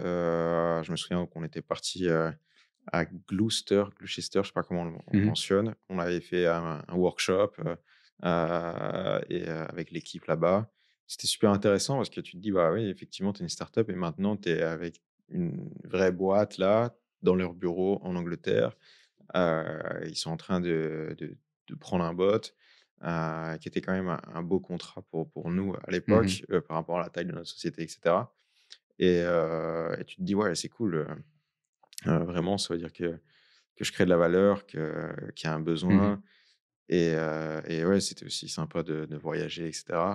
Et Heu, et à ce moment-là, l'idée, c'est quoi? C'est costume cravate ou non, non, c'est on reste classique? ouais, non, pas du tout, Parce que c'est vrai que c'est une question, allez, tu te dis: «Je vais chez un mmh très mh. gros client», entre guillemets, c'est un beau client à l'étranger et tout, est-ce que dans ta tête, tu te dis, c'est quelque chose, comme ça? Non, non, Tu es toujours resté, ouais, jeans, basket, les pulls bleus comme ça. Ça Ah mais c'est trop cool ça. Et donc après ce client-là, ça arrive juste avant le covid. mmh Il y mh. a le covid qui arrive. Là, il y a des clients à l'international, qui ont le besoin spécifiquement, et de simplifier la communication, en fait, tout simplement. Ouais, ouais. Et ça évolue comment par la suite? Pendant le covid, justement? Ça a continué pendant le covid Ouais, ou c'était au justement. tout début? Non, non, non, donc pendant le covid, ça a continué. On avait, eu un client, on avait fait Decathlon, je crois, en Autriche, on a fait République tchèque, on a fait aussi un autre fournisseur d'électricité en Irlande, donc on commençait vraiment à avoir pas mal de bonnes références, tout ça closé en ligne, heu Et les gens enfin, les sociétés envoyaient leurs demandes, quoi. Enfin, on voyait Mmh. qu'il y avait l'intérêt, qu'effectivement, bah, ils avaient beaucoup de requêtes et donc justement pour revenir, notamment pendant le covid, ouais, ça en fait, le covid a eu un impact sur pas mal de sociétés et j'ai l'impression que ça a changé, la vue sur le digital pour certains qui repoussaient tout le temps en disant: «Ouais, Mmh. bah, ça, on en a peut-être besoin dans 1 an, dans 2 ans» et là, ils se retrouvent dans une période où tu as besoin d'aller vite, de t'adapter et des fois, les temps incertains comme ça peut, C'est source forcer les d'opportunité, en les fait. gens à devoir s'adapter rapidement Ouais. et à devoir trouver des solutions. C'est un peu comme, quand tu es en mode, survie. Dans les startups, bah, tu as pas le choix que de trouver une solution. Mmh. Que ce soit, toi, par rapport à ta situation personnelle ou par rapport à ta société, tu dois trouver des solutions et donc dans ce cas-ci, bah, tu es pas en mode, «Tiens, j'ai le temps, je suis tranquille», et cetera et je pense que dans le genre de période comme ça, alors c'est triste et cetera, mais dans le monde des sociétés, ça a eu certains impacts, Bah, c'est venu de comme un coup de passer au pied dans la fourmilière, digital, hein. ouais. C'est venu comme un coup de pied dans la fourmilière. Ce que je Ouais, veux dire, ouais, ouais. c'est, allez, j'imagine une société très bien établie, posée, qui a ses salariés qui viennent tous les jours au bureau et tout, du jour au lendemain, c'est, Mmh. chacun chez soi. C'est vrai que là, ça remet pas mal de méthodologie dans Voilà, l'entreprise en voilà question, quoi. et donc les gens, commencent à se poser des questions et cetera et puis là, effectivement, pendant cette période-là, j'ai beaucoup de boîtes voulaient passer au digital, et puis, les bots, de toute façon, on peut voir l'évolution des bots, Mmh mh. ces 3 dernières années, c'est un truc de fou, hein. Parce que Mmh. moi, je me souviens en 2017, j'allais voir des sociétés qui disaient plus: «Ouais, c'est bien, c'est l'avenir, c'est nice to have», tu vois? Mmh. C'est bien, mais j'en ai pas besoin. Et c'est pour ça que je disais, bon, il y a des premiers clients qui achetaient, pour être sympa parce qu'ils me trouvaient sympa et Mmh. Ils te convaincant. suivaient dans le projet, quoi. Voilà, mais c'était pas forcément le bon persona et puis voilà, les gens, il y a beaucoup de gens qui remettaient en question, ils disaient: «Ouais, ça c'est bien, c'est mais pour après, pour le futur, c'est pas un truc dont j'ai besoin maintenant». Puis, pendant le covid, il y a effectivement: «Tiens, il faut passer au digital, c'est urgent. Il y a ça, les bots, c'est vraiment, là où je dois me diriger. Ça va m'aider à répondre à toutes ces questions-là» et là, le besoin, il est plus visible. Mmh. Et donc des fois, ouais, ça peut faire la différence, les décisions dans les temps, compliqués comme ça. Heu bon, ça a été, Ça a heu, été positif dans ton cas, quoi. dans mon cas, oui. C'est très chouette, quoi. Enfin, c'est aussi un moment où tu te rends compte que l'investissement personnel que tu fais dans ton projet, le temps que tu as pris, à au début coder, ensuite à vendre en recrutant des gens et cetera, ça a été, c'est là que ça a commencé à vraiment prendre forme Mmh. et c'est vrai que si on retrace un petit peu tout le truc, donc la boîte fondée en 2017, C'est ça. 2020, le covid, donc 3 années, c'est ça, hein? Oui? Ouais, en fait, 2017, on crée la société en février. Mais ça a vraiment, on commence à commercialiser réellement en juin, juillet, Mmh mh. quelques mois plus tard quand même, avant de voir le produit et la plateforme SaaS quand on a lancé sur, Product Hunt et cetera. 2018, on fait l'augmentation de capital de, 300 000 et donc là, ça devient vraiment plus sérieux. On commence vraiment à construire quelque chose. Mmh. Donc 2018-2019-2020, 2019-2020, Donc sur 3 ans, sur 3 ans, ouais. sur 3 ans et donc le covid se passe, il y a, les périodes, où Mmh. tout le monde est chez soi et cetera. Qu'est-ce qui se passe après, Oh bah, on continue, tout simplement, toujours le même objectif, d'obtenir toujours plus de clients. On essaye d'innover et Mmh mh. cetera, d'avoir la meilleure plateforme. On essaye toujours de se différencier aussi, au niveau du design, du onboarding, d'avoir une solution simple à utiliser pour les clients. Mmh.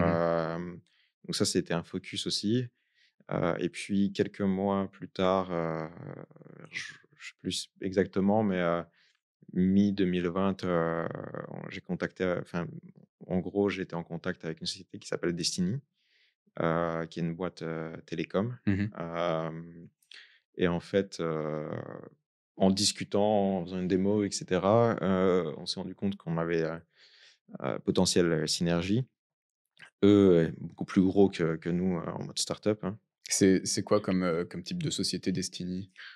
C'est une boîte vraiment cloud telecommunication et cetera, au départ. Maintenant, c'est vraiment une boîte, technologique, bah, justement, et comme ils Au ont sens large, ouais, donc ouais, non, non, c'est au sens large, et puis bon, moi, à l'époque, Heu, je recherchais juste des nouveaux clients. J'étais pas trop dans l'optique de me dire: «Tiens, qu'est-ce que je vais faire après?» et cetera. Enfin, c'est quoi la next step aussi? Mmh. Tu te le poses tout le temps en tant que fondateur. Comment tu veux grandir plus vite et tout ça, C'est quoi mais la suite? voilà, Ouais. ouais, c'est quoi la suite? Et en fait, donc on a commencé à discuter avec Destiny, sur le en gros, tiens, est-ce qu'ils utiliseraient le bot pour eux et cetera, plus au départ. Puis après, moi, je recherchais à créer des partenariats pour Mmh. essayer d'avoir un accès plus rapide à plus de clients. Et en fait, en discutant de ça, Destiny ont expliqué leur vision et cetera. Et puis, bah, eux, ils sont suivis par, des investisseurs solides et cetera. Mmh. Et ils construisent un groupe avec la même vision où, et donc ils ont proposé de racheter Factbots. Hem Et de là, bah, moi, donc ça faisait 3 ans, que j'avais donc ma propre société, que j'ai démarré from scratch et cetera. Et j'ai trouvé ça super, super intéressant. Enfin aussi, c'était, un bel, achievement de pouvoir se dire: «Bah, en fait, tu as un plus gros groupe Ouais, qui oui. construit quelque chose depuis des années, où il y a vraiment des investisseurs solides et Et donc là, cetera». tu vas inclure, je veux dire, le produit de ta création, Ouais, voilà, tu te dis: «Bah, tu peux intégrer ça dans quelque chose qui est déjà plus gros, tu peux aller plus vite et cetera». Alors oui, la, mmh, la journey est différente de quand tu, démarres en mode, startup surviving. Tu construis mmh. un produit, tu dois avoir des clients, tu dois lever des fonds, tu dois faire ça, et là, tu t'intègres à un groupe, donc c'est 2 choses complètement C'est une différentes. autre énergie derrière, Voilà, donc j'avais ce scénario-là, 2e scénario qui était, je continue, ma boîte, mais en fait, hem, il y avait beaucoup de concurrence avec beaucoup de levées de fonds et cetera, donc beaucoup de sociétés qui avaient beaucoup plus mmh. de moyens. Est-ce que je continue juste en mode, PME, ou mais j'ai besoin d'accélérer quelque part si je veux suivre? Et j'étais pas au courant à l'époque que ChatGPT arriverait maintenant, donc ça, c'est, Ah oui, c'est vrai que c'est là, on parle de 2020. mmh ChatGPT, c'est quoi? C'était en 2022, je crois. Non, attends, on Ouais, est c'est ça. Ça fait ouais. Ouais, ça fait un an un an et demi, je maintenant. pense. Ouais, ouais, c'est ça. Donc c'était f ouais, ouais. C'est vrai que c'est très récent et à ce Mmh moment-là, la réflexion, elle fait évoluer les choses, quoi. Tu te dis: «Mais maintenant, avec, avec ChatGPT, la donne change en soi». C'est vrai aussi, Voilà, donc mais à l'époque, bon ça, tu c'était savais pas, quoi. inconnu, Mmh. c'était, mais donc moi je me disais: «OK, j'ai ce scénario-là, donc j'ai une offre sur la table. J'ai en plus de ça, le scénario de je continue tout seul, relever des fonds, c'est encore autre chose si tu veux accélérer et cetera, mais Mmh. c'est un processus qui peut être long, bah, c'est jamais, un claquement de doigts même si, Et comment tu as fait, allez, je veux dire jusque-là, avec, l'équilibre personnel, tu vois? Le fait, de d'avoir une vie professionnelle très tôt mmh et justement, c'est l'âge aussi, quand on a, 15 ans, 16 ans, 17 ans et cetera, où, bah, on commence à sortir et cetera. Comment est-ce que tu as fait pour, Alors, jauger là-dessus? ah ouais, c'est Parce un très, que très, très bon parce que point. du coup après, tu arrives à revendre ton entreprise, mais c'est vrai que là, tu dois regarder vers le passé et te dire, «C'est quoi le bilan, quoi?»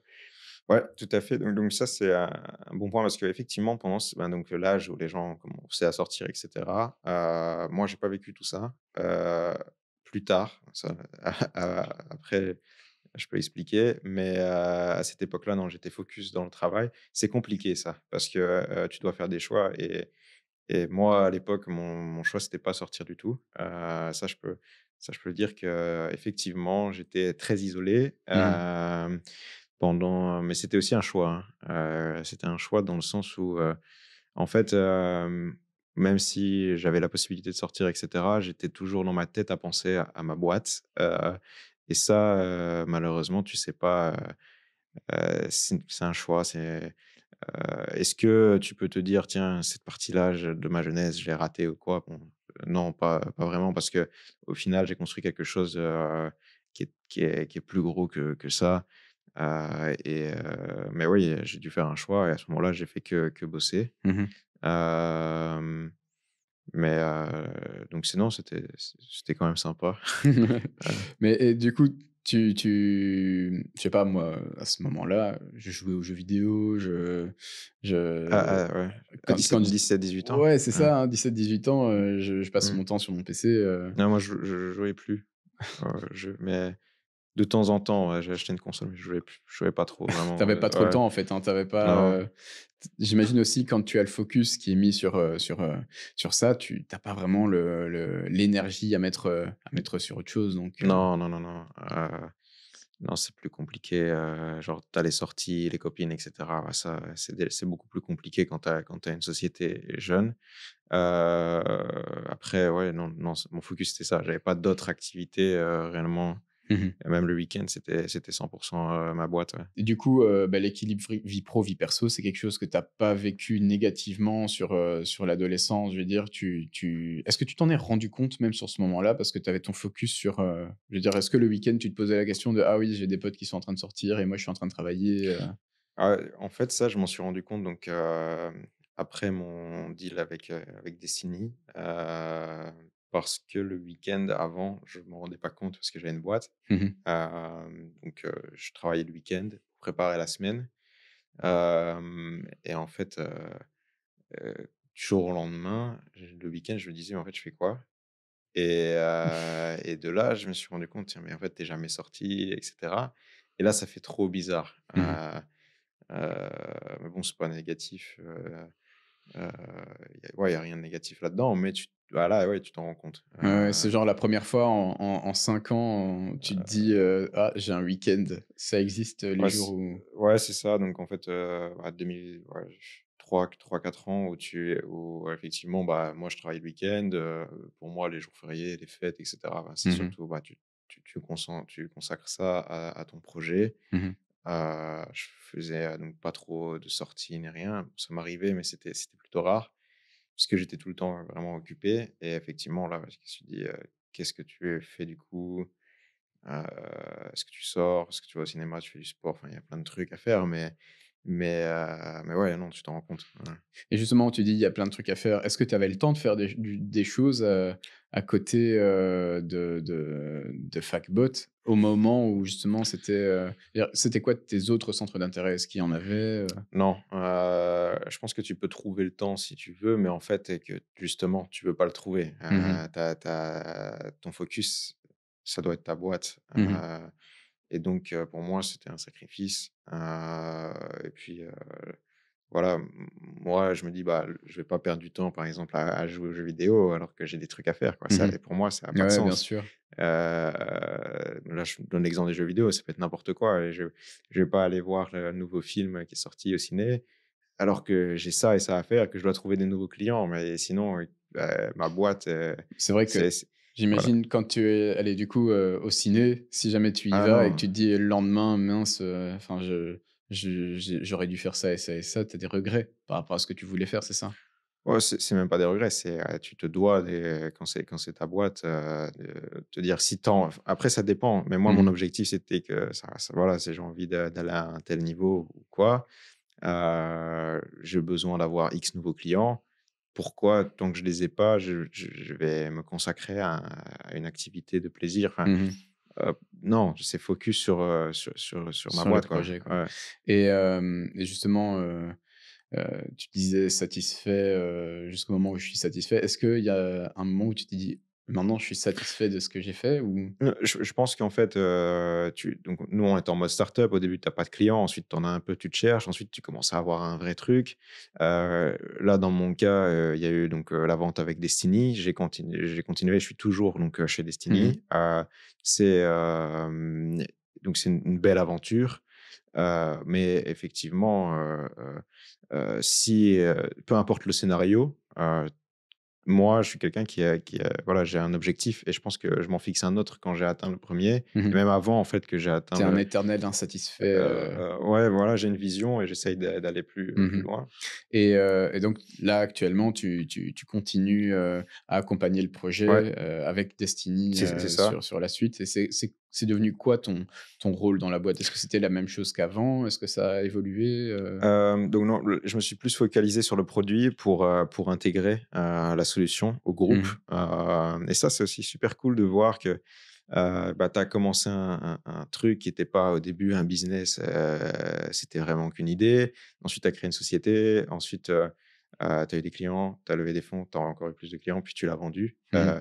et de voir, OK, maintenant ça s'intègre à un groupe qui est Ouais, beaucoup plus ouais. gros avec leur branding, et tu essayes d'analyser aussi, bah, voilà, et comment ils font, pour scaler, C'est un écosystème tout à fait différent. ouais, c'est pas pareil qu'un petit coworking ou une boîte enfin, avec 3, 4, 5 personnes, qui travaillent, vraiment, en mode presque étudiant, je vais dire, dans Mmh. le sens où, on était en mode, voilà, À 4 autour d'une table quasiment, à travailler sur le même projet, c'est un peu comme un projet de fin d'études, c'est heu, ça. qui est sans fin, quoi.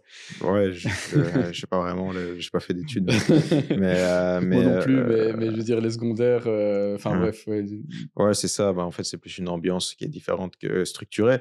Au moins, ouais, non, ça me permet de voir comment ça fonctionne. ouais. Hem Et puis, il y a aussi, je suis quand même fier d'intégrer une solution à un groupe plus gros et cetera, qui a une vraie histoire Mmh. aussi, derrière. Et donc oui, non, c'est ça, j'apprends énormément dans toutes les étapes, dans lesquelles je suis passé, par lesquelles je suis passé.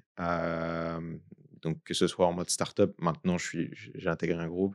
Voilà, c'est cool, parce que voilà, j'ai appris différentes étapes, différentes possibilités, et moi je trouve ça intéressant, c'est de l'apprentissage, mais donc oui, d'un autre côté, effectivement, le week-end et cetera, bah, je m'étais retrouvé en mode: «Tiens, mais effectivement, il faudrait que je sorte un petit peu», et c'est vrai que je l'ai jamais fait. Bon, après, je suis pas, moi, je suis quelqu'un qui est, voilà, quand j'ai une vision, un truc, c'est priorité à mes choses. Je suis pas en mode, je veux m'amuser tout le temps ou quoi que ce soit. Enfin, Entre guillemets, ta définition de profiter de la vie, c'est non, d'avancer sur ton ouais, projet, c'est de ça. de de de vraiment profiter en fait en créant quelque chose. C'est ça qui te motive, c'est pas forcément, aller sortir le soir, tous les Non, soirs de la non, non, semaine. non, non, clairement pas, mais voilà. Ouais. Mmh.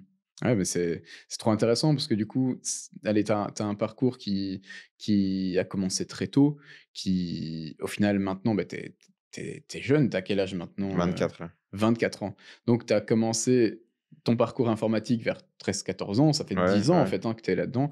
Tu as revendu ta société et tu l'accompagnes encore maintenant. C'est dingue de se dire que sur 10 ans, il y en a qui arrivent à faire des choses aussi incroyables et justement par rapport à tout ça, je me demandais, avec le recul, 10 ans, ça te semble long ou court par rapport à tout ça? Ouf, hem, Est-ce que derrière tu te dis que tu aurais voulu aller plus vite ou justement tu aurais pu, bah, heu tu peux toujours te dire: «Ouais, je peux faire mieux ou quoi», mais je pense pas parce qu'en fait, moi, j'essaye d'aller tout le temps au bout des choses et mmh cetera, donc au final, je regrette rien parce que, de toute façon, il y a des choses que tu peux pas savoir à certains moments de ta vie, donc tu mh. apprends, donc tu peux même pas regretter: «Tiens, j'aurais dû faire ça comme ça». Bah non, tu le savais pas, et puis aussi, non, je regrette pas parce que j'ai exécuté, j'étais dans l'action, donc non. Après, ouais, ça passe vite en fait, hein, quand même le temps. Moi, je l'ai pas vu vraiment passer si vite, Mmh. mais bah, ça c'est un bon signe, je pense, mais Bah, ça veut dire qu'on s'amuse dans ce qu'on fait, quoi. voilà, ouais. Et justement, en parlant du temps, c'est quoi ta vision sur les prochaines années, que ce soit les technologiques, personnelles, c'est un peu c'est quoi un peu ta vision? Surtout avec l'avènement de l'IA, j'imagine aussi? Ouais, ça, c'est un bon point parce qu'effectivement, comme je te disais avant, par exemple, en 2020-2021, on n'avait pas encore ChatGPT, et c'est vrai que c'est fou, la manière dont ça a accéléré, où les gens ont commencé à comprendre les bots et cetera, et donc là, les gens, là, ils voient carrément l'intérêt, et donc je trouve qu'on va vite. Il y a d'autres trucs comme, les cryptomonnaies et cetera aussi, qui étaient inconnus enfin, pas inconnu, mais qui était plus, connu par les gens qui s'y intéressaient C'était un ou qui produit de étaient, niche, quoi. voilà, en 2000, je pense que c'était quoi? 2016, hein? Même un peu Mais avant ça a 2013. commencé en 2008, je crois, le Ouais, bitcoin. mais donc toutes ces choses-là, bah, tu vois, les gens commencent à comprendre, quand on entend par exemple, des personnes âgées qui discutent de ça, bah, alors Ouais. qu'avant c'était spécifique, par exemple, à des gens qui étaient, dans la tech, tu te dis: «OK, bon là, ça c'est vraiment étendu», et puis moi je pense que ça va très vite, il y aura tout le temps donc des nouvelles technologies qui vont arriver. Mmh. Des fois, on va même pas s'y attendre, et puis, il faut continuer à s'adapter et aussi, faire le bon choix au bon moment. Par exemple, avec Factbot, je pense que c'était le bon choix au bon moment, d'intégrer, Destiny. Pourquoi? Parce que, bah, voilà, les technologies comme ChatGPT et cetera, ça arrivait juste après. Mais en Mmh. fait, je me suis adossé à un groupe qui est plus important qu'une petite boîte de 3 4 personnes où là, on peut vraiment, aller, je veux dire concurrencer les plus grands et cetera. Donc, tu as plus de force,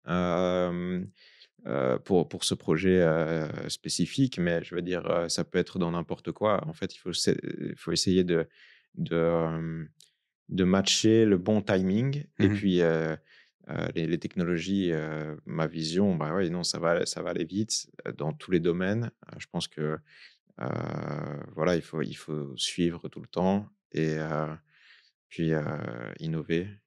Est-ce qu'il y a des Heu, Est-ce que justement par rapport à tout ça, il y a des trucs, que tu regardes, spécifiquement? Est-ce qu'il y a des domaines, de la technologie actuellement qui te hem, Bah, je me suis toujours intéressé, le bitcoin en tant que ça m'intéressait pas vraiment, mais la technologie derrière, la blockchain, je regarde les projets qui se créent autour, la PropTech aussi, c'est quoi ça la PropTech?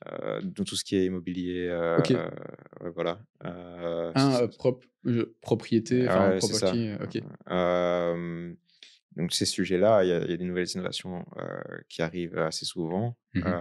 et c'est un domaine qui m'intéresse, donc tous ces trucs-là. Voilà, après, tu peux aller très loin dans tous les sujets, mais ça, je regarde tout le temps, les nouvelles tech, je lis toujours, les TechCrunch et compagnie, Mmh. enfin les articles, comme ça, enfin les presses, aux US surtout Et et donc justement les TechCrunch, le entre guillemets «un peu le journal» que tu dont tu mmh parlais, ça tu le lis Ouais, encore ouais, maintenant? ouais, Et il souvent. y a eu des moments où tu as eu des pauses où tu Non, pas du tout regardé ou tout le temps tu as suivi? je me suis toujours intéressé quand même, Et donc là-dedans, c'est là-dedans que tu te documentes. Il y a d'autres sources d'informations qui te sont, Bah, en fait, je mentionne celui-là parce que c'est un truc, connu, accessible et cetera, mais attends. Ah, j'ai pas de nom en tête, mais il y a quand même pas mal de trucs mmh spécialisés. Puis en Ouais. fait, je regarde l'actualité, d'un point de vue, nouvelles technologies et cetera. Même pas que nouvelles technologies, hein, je veux dire toutes les sociétés Mmh. qui se créent, peu importe, peu importe le secteur, je suis intéressé par tout type de secteur. J'ai commencé par du logiciel. On ne sait pas ce que je ferai dans 5 ou 10 ans ou voilà. Mais tout m'intéresse, ouais. Allez.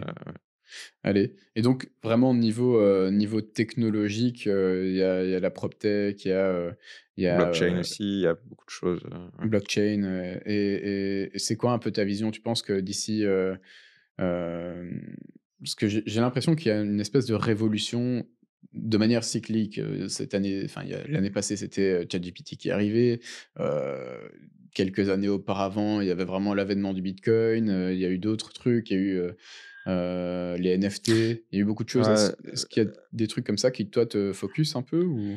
alors, je vais pas forcément donner mes idées. Non, non, non, mais non, il faut savoir identifier les tendances et je pense que j'ai un truc qui est que je les identifie bien. Mmh. Ah, c'est Heu vrai que si à 14, et 15 ans, 16 ans, tu as la vision des chatbots, déjà à ce moment-là, c'est vrai que i j'ai détecté enfin, je sais pas du tout, je sais pas si c'est une compétence ou quoi, mais j'arrive à trouver les bonnes tendances et au bon moment et cetera et voilà, je pense que j'ai pas une vision de te dire: «Oui, ce truc-là, ça va Ouais, exploser». Et de toute ouais. façon, je suis pas du tout un visionnaire ou quoi que ce soit. De toute façon, on n'a pas de boule de cristal. Je suis personne pour dire ça.